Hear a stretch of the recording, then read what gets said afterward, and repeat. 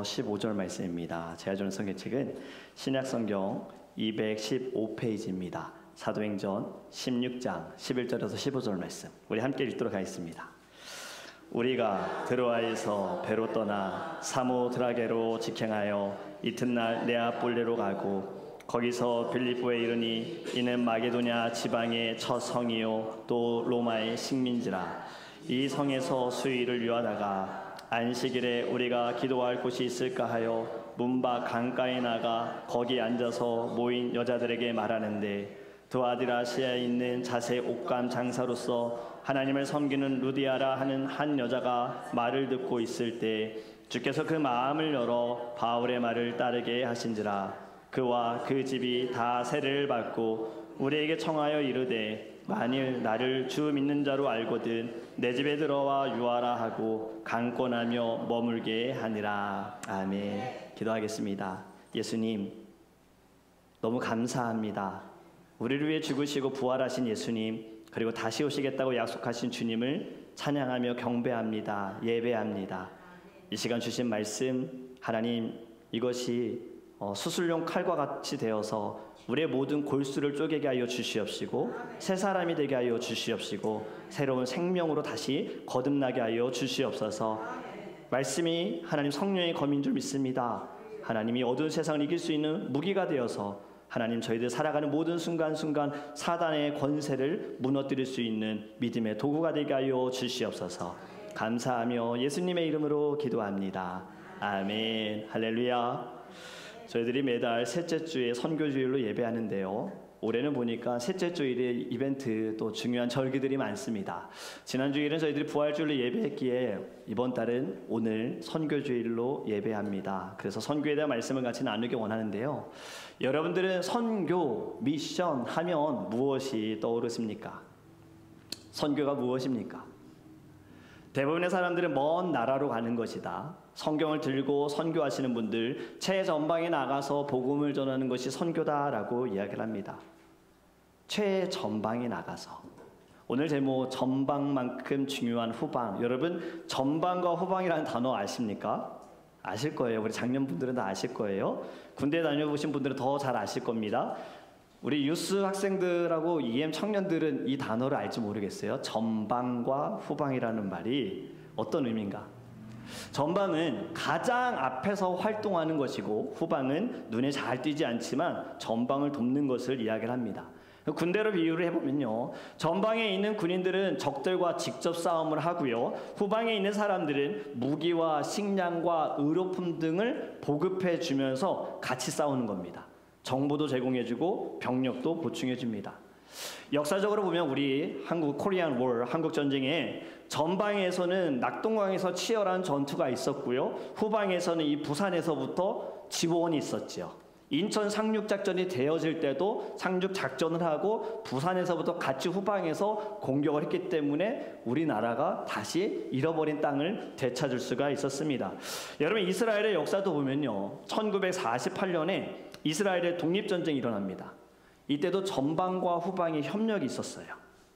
물론 영적으로 볼 때 하나님께서 이스라엘 택한 백성들에게 약속하신 언약이 이루어지는 순간이기도 합니다. 왜냐하면 완전히 멸망을 당하지 않겠다라고 약속하셨잖아요. 여러분, 역사로 보면 로마로부터 70년, AD 70년대에 이스라엘은 멸망당합니다. 성전은 다 무너지고요, 사람들은 다 뿔뿔이 흩어지게 되어지고, 이스라엘이라는 나라는 유대인들이 살지 못하고 이방 민족들이 들어와서 사는 거예요. 아랍 사람들이 와서 사는 거예요. 그런데 1948년에 이스라엘 사람들이 이 땅을 다시 차지합니다. 정확히 몇 년 만인지 아십니까? 1878년 만에 잃어버린 땅을 다시 찾은 거예요. 이건 정말 역사적으로 이런 나라는 없습니다. 잃어버렸고 빼앗겼으면 끝이잖아요. 그런데 회복이 됐고 되찾았고 지금도 이스라엘이 있잖아요. 여러분, 이것이 어떻게 가능한가? 후방에서 전 세계 유대인들이요, 돈을 모아서 기부했고 무기를 지원했고 이민자들이 군대를 지원하고 나아가 싸울 수 있도록 열심으로 도와줬기 때문에 가능했다라는 거예요. 전방의 군인들이 아무리 강해도 후방에서 지원을 해주지 않으면 전쟁에서 이길 수가 없습니다. 역사학자들은요, 이 미국의 남북 전쟁도 이야기를 이렇게 합니다. 남부 이들이 전략적으로 싸움을 잘하는 장군들은 많았는데 후방에서 지원이 약했다는 거예요.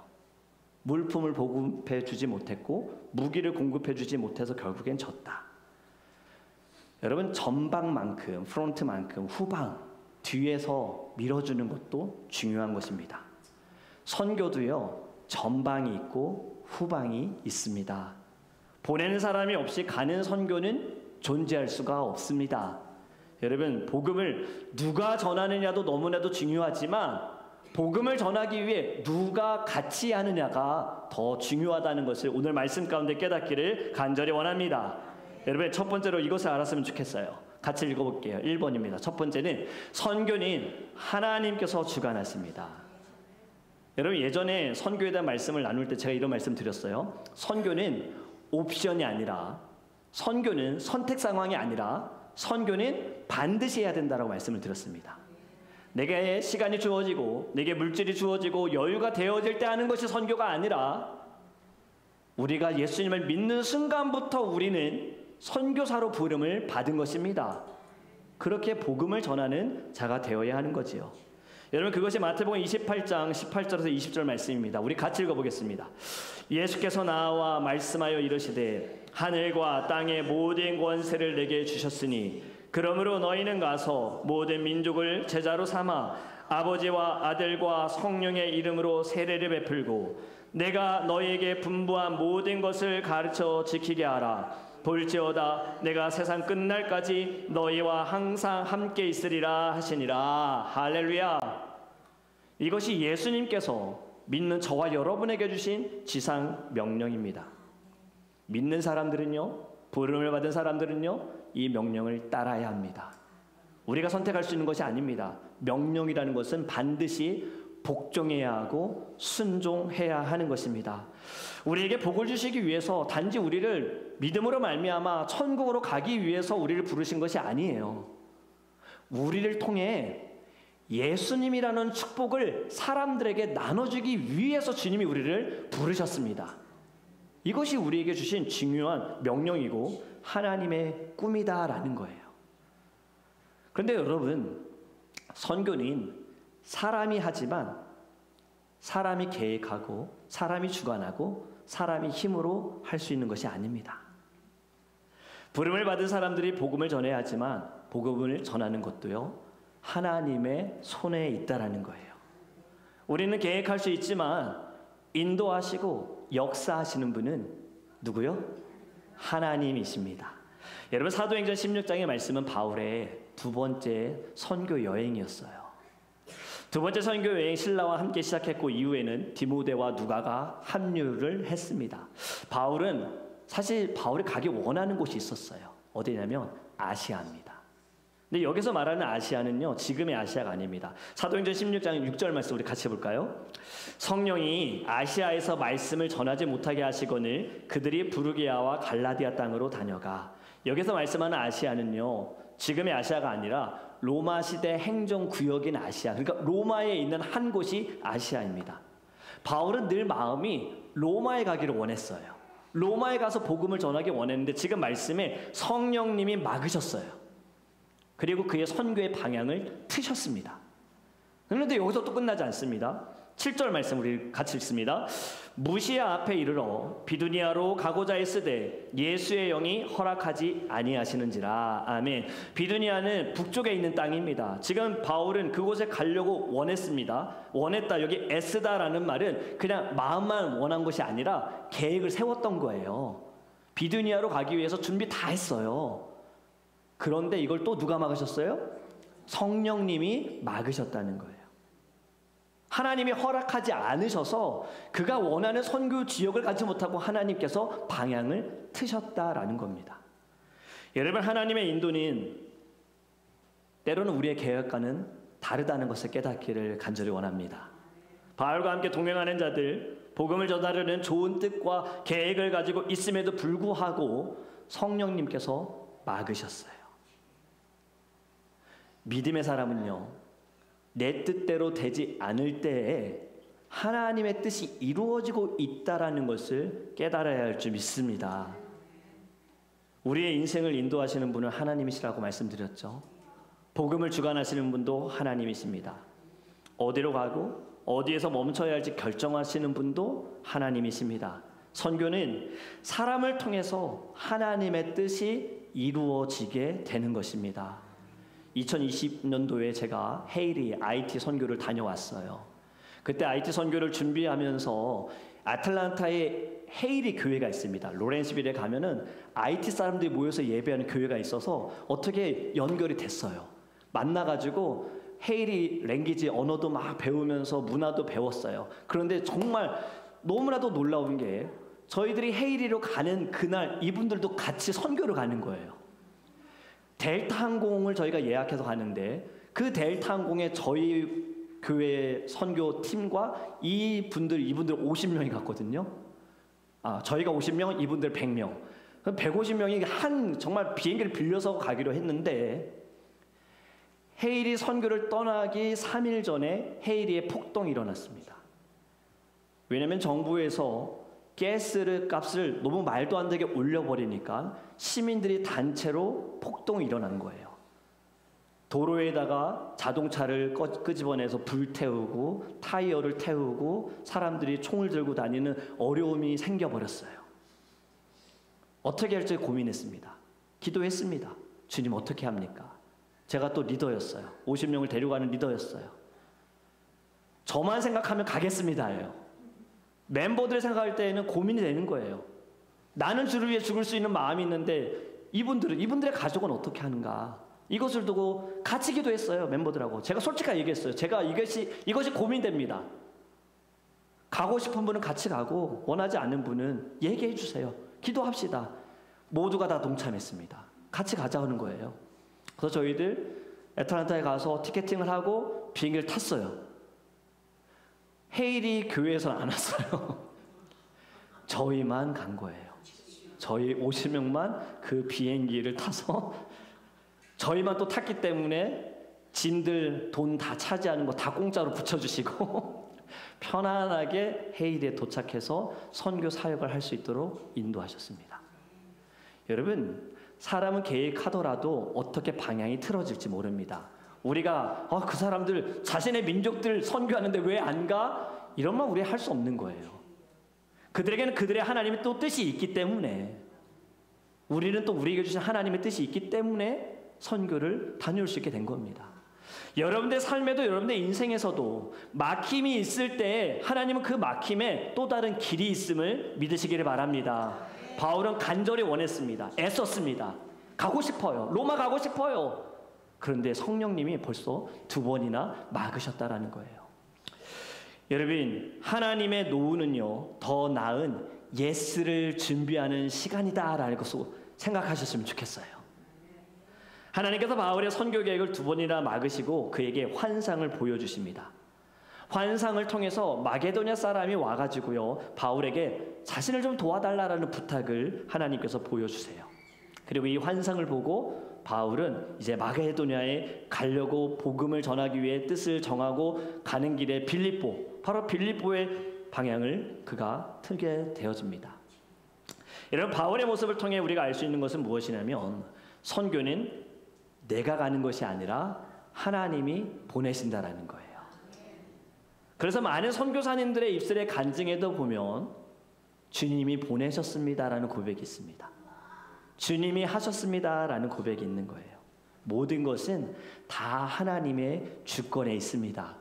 그 주권 아래 우리 교회는 축복을 받은 거예요. 왜냐하면 우리는 선교를 단 한 번도 멈춘 적이 없잖아요. 2개의 교회를 주님이 하나가 되게 하셨고 합쳐지는 순간부터 함께 우리는 선교하게 하셨습니다. 작은 교회, 개척교회임에도 불구하고 우리도 필요한 모든 재정들도 있음에도 불구하고 하나님께서는 우리 교회에 꿈을 주셨고 이 꿈이 성도들 모두에게 하나가 되게 하여 주셔서 단 한 번도 보내야 할 선교, 써야 할 선교 헌금에 대해서 우리는 그대로 다 보내드렸어요. 지체하지 않았어요. 여러분, 어떠한 일들을 하나님이 행하셨습니까? 하나님이 필리핀 문주연 선교사님을 만나게 하셔서 필리핀 땅을 두고 기도하게 하셨는데, 문주연 선교사님의 사역 가운데 유치원 사역이 있습니다. 왜냐하면 그 사역하시는 곳이 쓰레기를 매립해서 지어진 땅이다 보니까 아이들의 교육을 받을 수가 없는 형편인 거예요.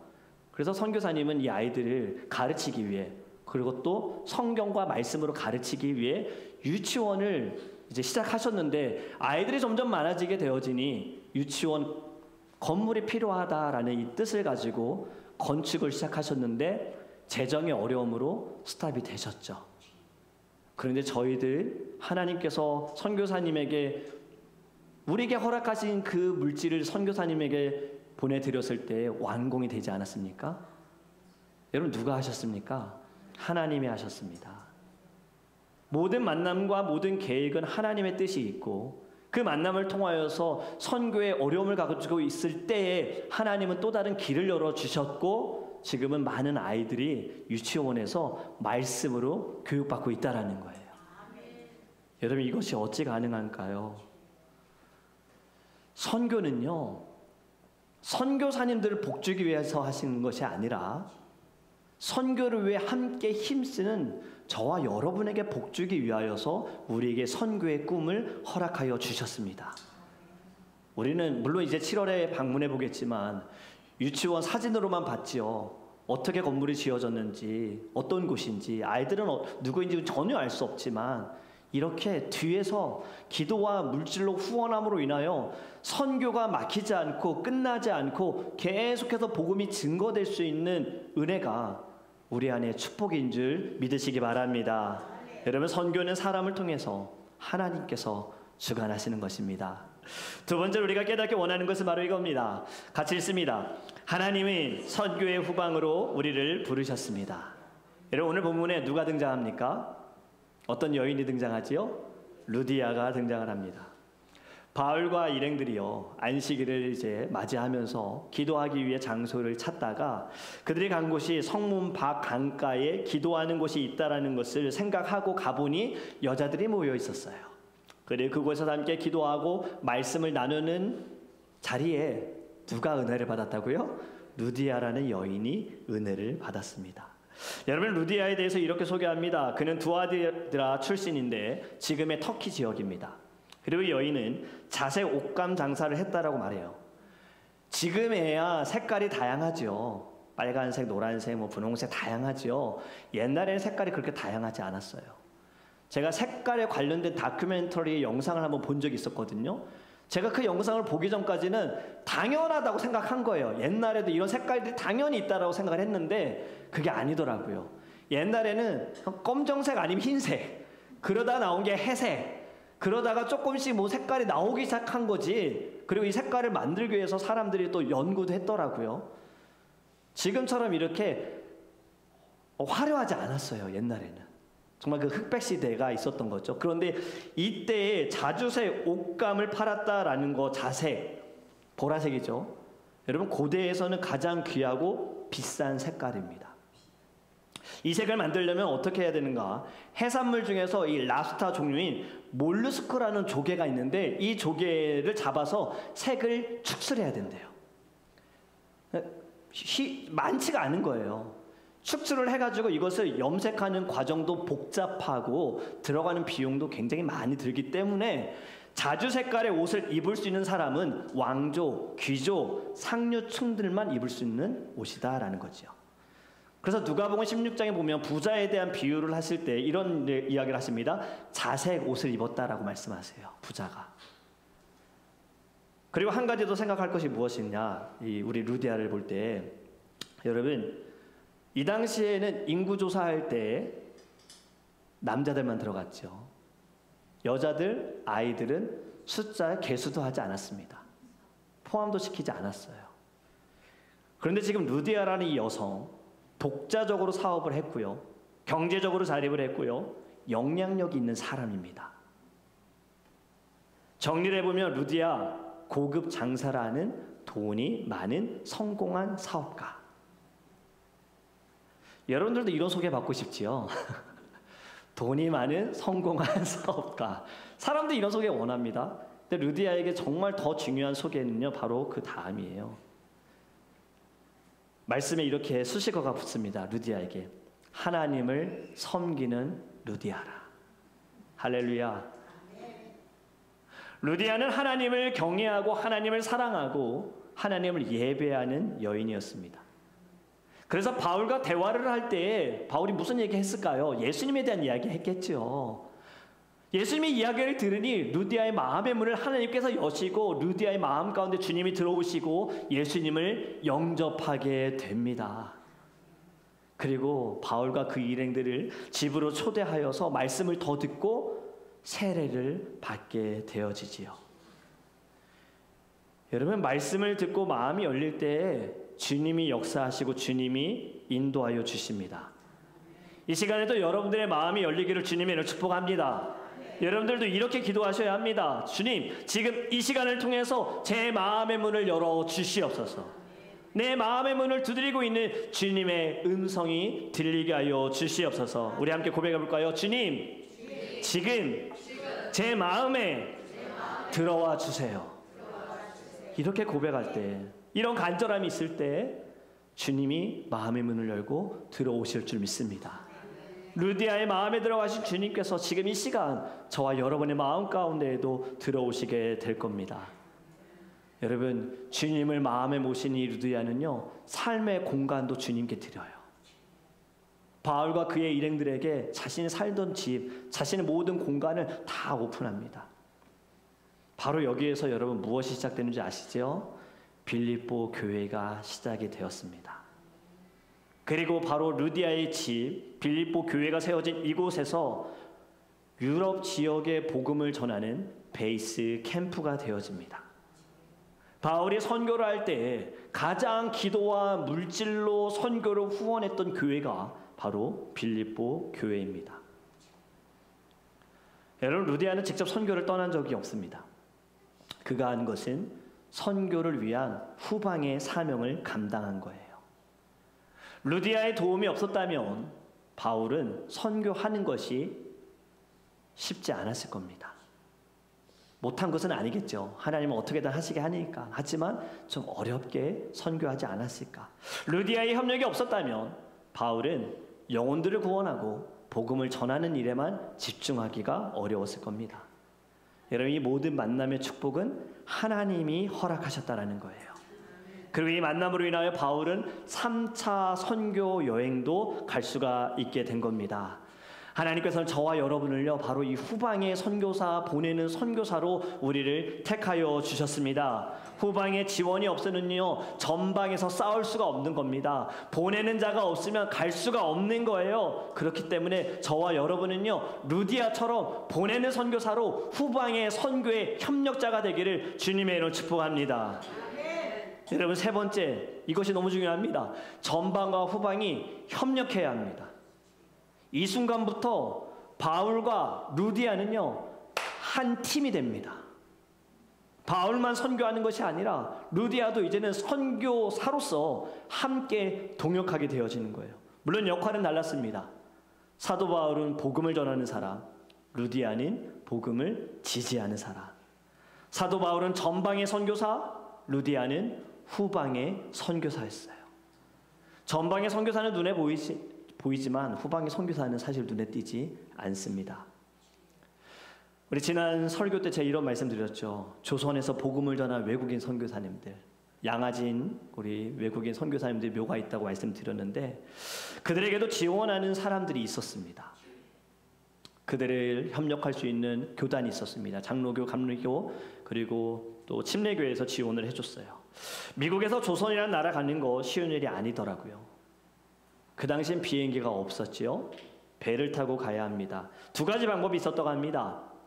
미국 동부인 뉴욕이나 보스턴에서 배를 타고요, 유럽이나 영국으로 가서 그곳에서부터 이제 육로로 가는 거예요. 러시아를 통과해서 중국으로 가서 거기서 또 배를 타고 가거나 땅으로 들어가는 방법이 있고, 또 다른 방법은 미국 서부로 가서 샌프란시스코에서 육로로 이동해서 거기에서 배를 타고 또 육로로 이동해서 그 다음에 중국, 일본 이곳을 통해서 조선으로 가는 방법, 두 가지 방법이 있는데 결국엔 배는 타야 되는 거예요.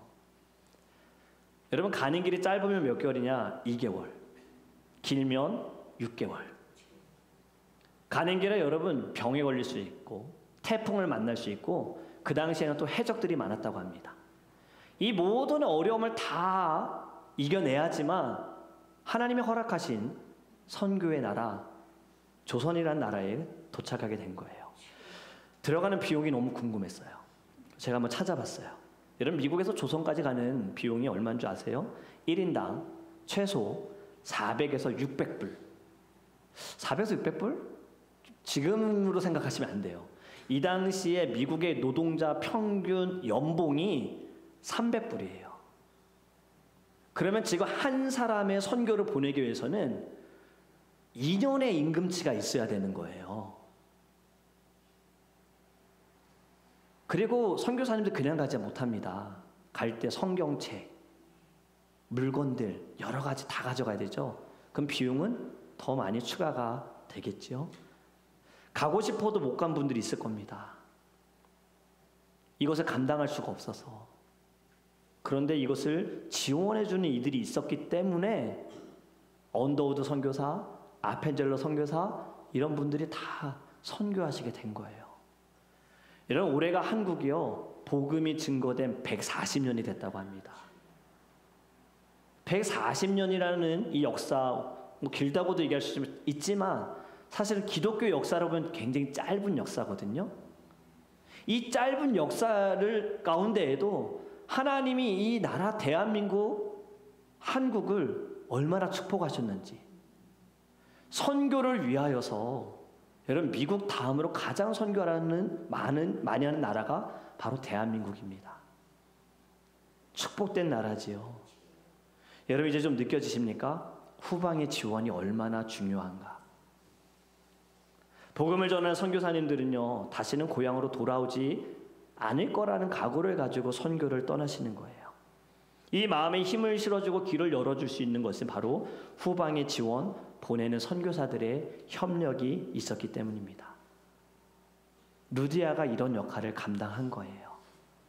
바울에게 있어 루디아는 단지 자신을 선교로 도와주는 사람, 내게 물질을 보내주는 사람이 아니었어요. 여러분, 사도행전 우리의 이 말씀을 묵상해 보면요 어떤 일이 벌어지냐, 바울과 실라가 루디아의 집에 머물다가 기도하러 가는 길에 귀신 들린 여자를 만납니다.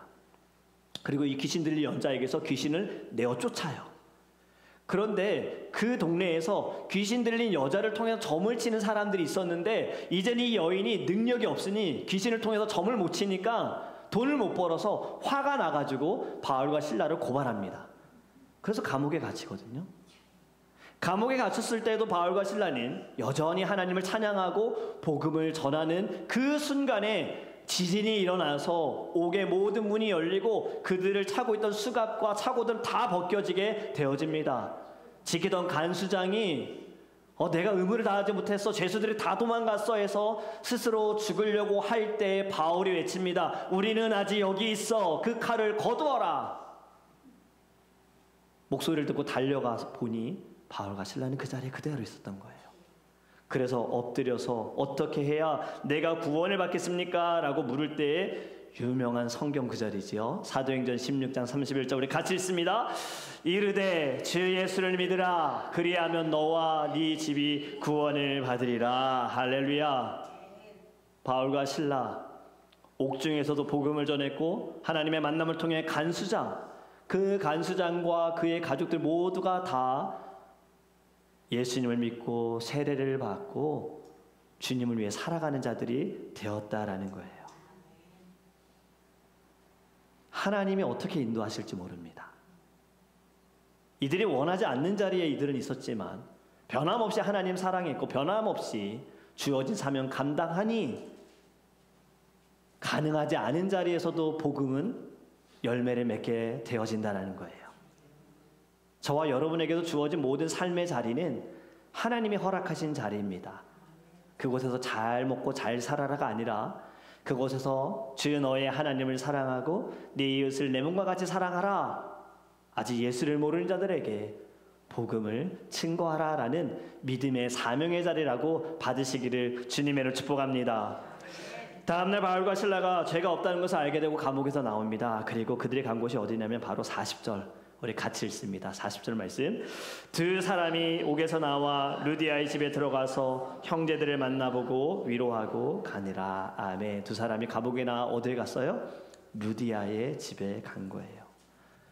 그들에게 루디아의 집은 단순히 먹고 마시는 숙소가 아니라 루디아와 함께 교제하면서 영적으로 공급을 받는 거룩한 장소가 된 겁니다. 루디아는 기도의 동역자가 된 것이고 믿음의 협력자가 된 겁니다. 저와 여러분도 이 사명 감당하기를 간절히 원합니다. 말씀을 맺습니다. 여러분, 이런 말이 있어요. 전방이 전투를 이기지만 후방이 전쟁을 이긴다라는 말이 있더라고요. 전방의 싸움은 그들이 싸우는 그 지역에서 승리를 할 수 있지만 후방의 싸움은 전체의 싸움을 이길 수 있다라는 의미가 있는 겁니다. 여러분, 교회는 선교적 공동체로 부름을 받았습니다. 우리도 루디아처럼요, 우리의 마음을 하나님께 드리고 우리의 공간도 하나님께 드리고 우리의 삶도 하나님께 드리기를 주님의 이름으로 축복합니다. 하나님이 루디아의 마음을 여셨고 그의 집의 문을 여셨습니다. 오늘 이 시간 주님께서 우리의 마음을 여실 거예요. 여러분들 삶의 자리에 주님이 들어가실 겁니다. 그리고 여러분들을 주님은 사용하길 원하십니다. 후방의 선교사로, 보내는 선교사로. 여러분들의 기도가 멈추면 선교사님들은 선교할 수 없습니다.